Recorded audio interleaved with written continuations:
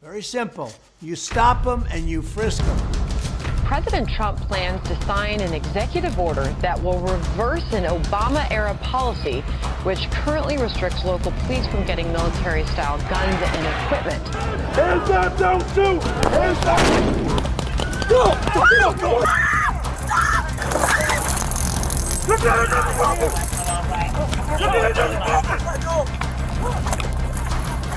Why are African Americans still dying at the hands of law enforcement in this country? And so are white people. So are white people. What a terrible question to ask.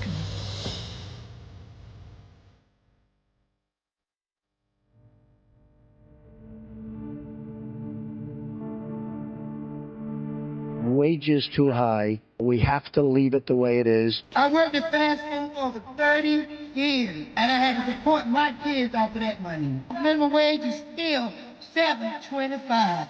It's rough. Gotta work 2-3 jobs just to make ends meet. You have to decide whether you're gonna eat or pay your bills. Look at how well the black community has been doing under this administration.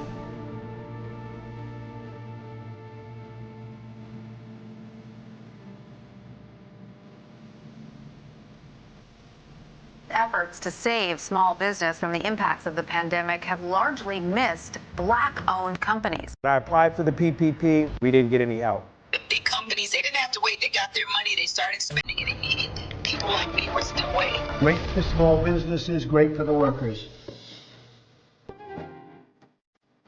The Trump administration has done more to shape the courts in just one term than any other president in recent history. Trump has confirmed 203 federal judges, and of that number, 8 have been black. Trump judges have suspended affirmative action programs like the Fearless Funds grant for black women in tech, ruled against plaintiffs in housing discrimination cases, supported racially gerrymandered voting maps, blocked the EPA from enforcing environmental justice regulations, leaving communities like Cancer Alley in Louisiana without any protections.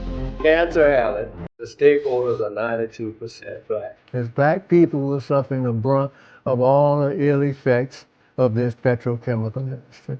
We don't benefit anything from it. We are the sacrifice zone.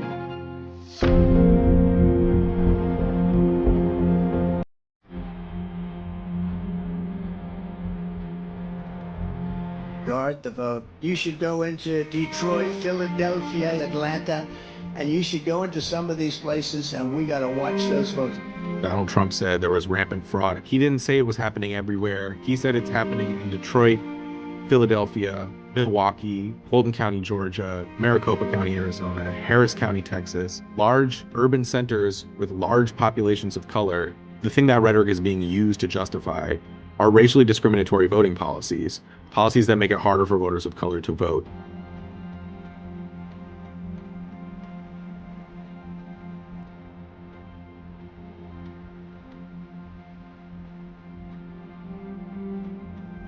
There is a definite anti-white feeling in the country right now. That's what he said. You know, nobody in your family was hung. Nobody in your family was chased because of the color of their skin. How dare you? There's no anti-white issue here. You are perpetrating anti-humanist issues here. You're living in poverty. Your schools are no good. You have no jobs. I got indicted a second time, and a third time, and a fourth time. That's why the black people like me. We've all seen the mugshot.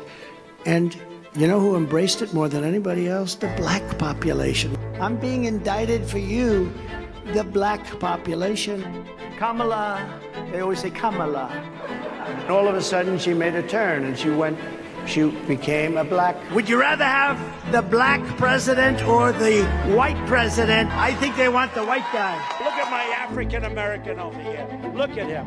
Racism. The least racist. I am the least racist person there is anywhere in the world. My favorite color is black.